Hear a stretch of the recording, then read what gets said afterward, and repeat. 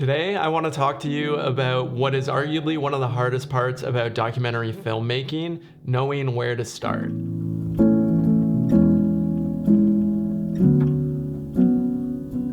How do you come up with ideas for films? And how do you know if your ideas are worth investing time, energy, and money to turn into long-form stories?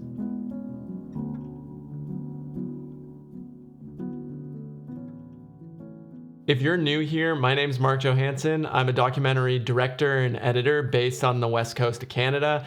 I've been working professionally as a documentary filmmaker for about 5 years now. If documentary filmmaking is something that you're into, I'd love for you to stick around and hit that subscribe.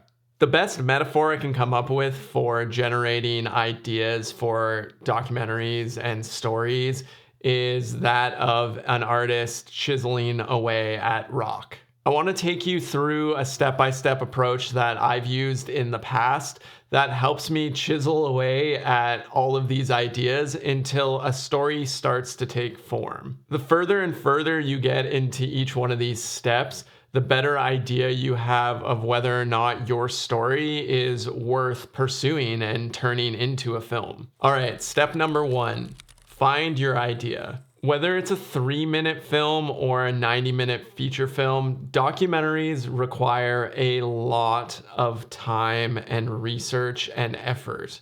So if you're going to be diving into a documentary of your choice, you might as well choose something that you're genuinely really interested in. If you're already bored of the idea, trust me, your energy won't last. You should be like peak excitement right now because it's hard work and that excitement's just gonna fade over time. So you wanna start with a nice high bar. The best way to come up with ideas is to just think about what you're curious about right now, what's fascinating you. If you are drawing a blank, I highly suggest just sitting down with a notebook, set a timer for like 30, 45 minutes, and just write out things that you're interested in, write out different topics. Your ideas don't have to be grandiose. Nothing at this stage is off limits. It could be someone in your local community that you've met and is interesting to you, or it could be somewhere in the world that you want to visit. It could be about a pylon on the street that no one has moved in 2 weeks, and for whatever reason, that's just interesting to you. Like I said, there's no idea that's off limit at this point. You're just trying to generate anything that you can conjure up any amount of excitement about.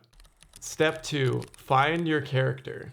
Now that you have a list of different ideas that are interesting to you, it's time to try and find characters. Characters are the cornerstone of documentaries. They are what give stories their life, their emotion, and they are going to be the reason why people fall in love with your film. In The Science of Storytelling, the author Will Storr says, "If there's a single secret to storytelling, then I believe it's this.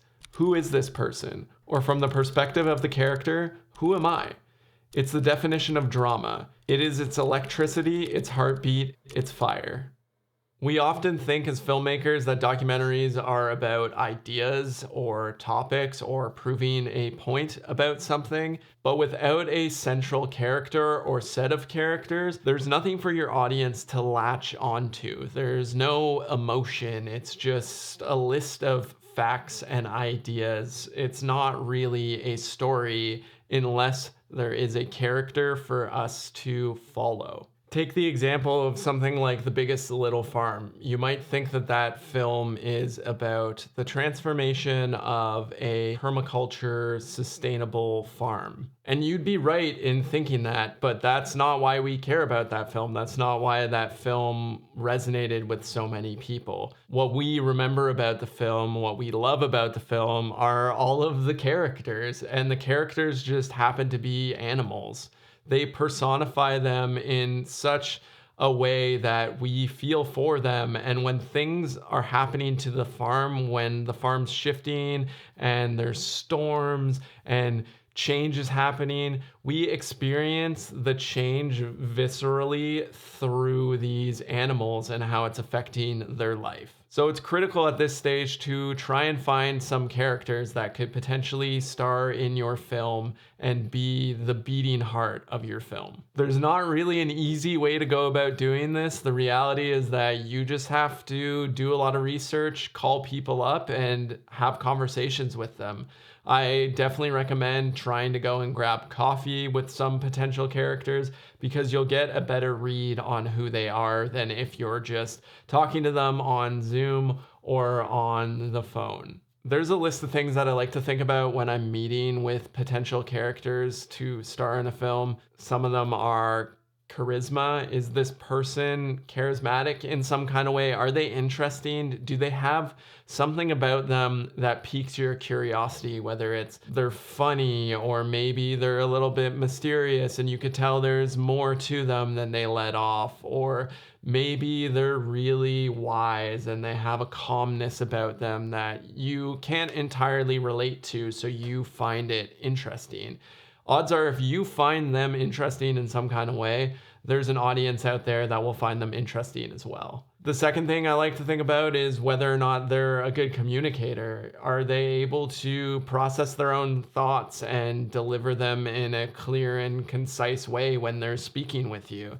You know, a lot of people are experts in their fields, but it doesn't often require them to speak in public or to others about what they do on a day-to-day or whatever knowledge they have about a particular subject. Being able to clearly develop and communicate ideas in your head is a skill. And then you throw in a camera on top of that, and there's way more pressure. They basically need to be a public speaker at that point. And then the third thing is whether or not they're expressing any kind of vulnerability. Do you feel like you're able to ask some deeper questions to get them to open up a little bit? Or do they have walls up with you right away and don't show any willingness to give anything but canned answers? Canned answers are like the worst thing for your film, by the way. If someone has a wall up and they're just repeating things you can tell they've said thousands and thousands of times, audiences have a really good way of telling whether or not someone's speaking from their heart or just reciting something they've said, and it will kill all emotion in your film. So it's important to find characters that you believe have that depth to them that you can explore throughout your film. So get out there, start metaphorically knocking on doors, and try and create a short list of characters for some of the ideas that you're most excited about. Step 3, find the conflict. Sweet, so hopefully at this point you have a short list of characters and an idea that you're interested in pursuing. As of this point though, we don't really have a story. We just have an idea and some characters. And what takes our idea and characters and turns them into a story is change. More specifically, it's character change, or a character arc, which you may have heard before. And what causes this arc is often an external or internal conflict. You may have also heard of it as a tension, a struggle, something to overcome. These are all the main center of a story, which is revolving around this idea of change. Your main character starts in a comfortable position, but there's something in their life that they want or need, and they go out on a physical or metaphorical journey to try and get it, and they come back different than before. This change is like a stick and carrot for our brains. Like when that change or the idea of a potential character change is introduced to us, we get glued to the story. We need to know what happens next to the character. We're so invested at that point that we can't stand unanswered questions, and we will stick around to figure out, did they achieve their goals or did they fail? If this all sounds a little bit like too high level and hard to picture how you can actually implement this with whatever idea you're working on, then there's a lot of storytelling templates out there that have been tried and tested by master storytellers for many many hundreds of years. I mean, there's the 3-act structure. There's Joseph Campbell's The Hero's Journey. Somewhat more recently is Save the Cat by Blake Snyder. My personal favorite to use, not only because he's an awesome writer, but also because I like that it could be used on short form stories, but also long form stories, is Dan Harmon's Story Circle. It's essentially 8 story beats that revolve around in a circle, and it starts off with the character being in their comfort zone and then going through the whole journey and returning back to their home having been changed. In this stage, the quadrant that we want to focus on is in the top right, and that's finding out what the desire or need is in our character's life that will set up this journey that they're about to go on. So go through your list of potential characters and try to think of whether any of those characters have a goal or some kind of want or desire and some obstacle that's in their way of achieving it. If you can find that thing that they want or need, that is your source of conflict, and that's going to be the core of your story. The audience is going to want to see how this person goes up against that conflict and how it changes them, how they come out the other side.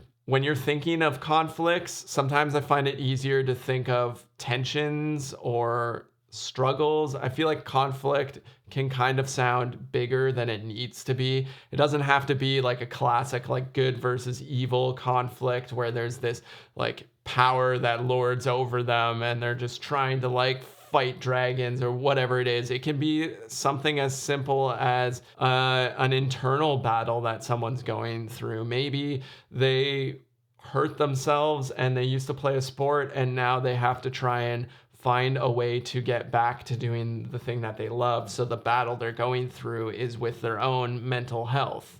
You can think small, you can think big. It just needs to be something that they're willing to go up against. Step number 4, create a rough script. Congratulations, if you've made it this far, you have an idea, you have some characters, and most importantly, you have some conflict. You have all the ingredients for telling a great story. In this stage, we want to take that seed of a story and try and stretch it out into what we think the full film could be. It's important to note that with documentary filmmaking, a lot of the times you're covering real events that may have not yet unfolded. So you're ultimately making a guess in this stage. You're making a hypothesis for what would be, in your mind, the perfect story arc for your topic and your character. If all of the events in reality went the way you were imagining them, where would your character end up by the end of all the events? Reality is almost always going to be different than what you think the story is in your mind. But the important part of this stage is not so much to be right about your story, but to just think about your story so that you have a vision for what you want your film to be. This stage forces you to sit down and think about how you want the audience to feel once they're done watching your film. What is the message that you ideally want to impart on your audience? An idea that you want to put out into the world. If you just run off and start shooting your film without thinking about these things, you might be able to figure it out in the edit later and you might be able to make something out of it. But having this skeleton to fall back on while you're shooting is going to pay dividends. It's so much easier to be constantly refining your story as you're shooting because you always have a next direction that you want to go in versus showing up unplanned and just covering everything forces you to cast this super wide, unfocused net and just hope that in the edit it works out for you. I suggest at this point grabbing one of those templates I mentioned above, say Dan Harmon's Story Circle, and just start laying out beats and ideas for each of the beats and how you think the story will unfold. You can also use this time to start thinking about what you want the tone of the film to be. What are some themes you want to explore, whether it's love or community and acceptance, or maybe it's mental health. Whatever themes you want to touch on, whatever emotional notes you want to hit, start thinking about that in this phase as well. These will all inform your pre-production, which will help you stay laser focused on what you want to get out of your shooting schedule, and will ultimately result in a much more compelling, emotional film. This is how so many documentaries know whether or not it's worth putting the time and money into a story. They go in deep and figure out what they think the story is going to be and why the world needs to see this story. And then they go out and shoot it and refine and tweak from there. Anyways, this was a brief overview of a process that I've used in the past to help me root out what's a good idea for a story, what's worth shooting and turning into a film. I hope that this helped you in your process wherever you're at with the projects you're working on. If you enjoy documentary filmmaking, if you enjoy this kind of video, breaking down the nuts and bolts of how films get made, I'm making these videos every week and I would love for you to stick around.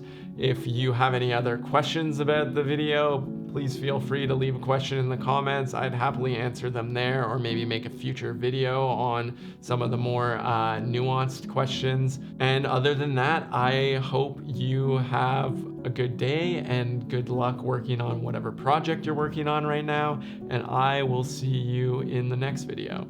Later.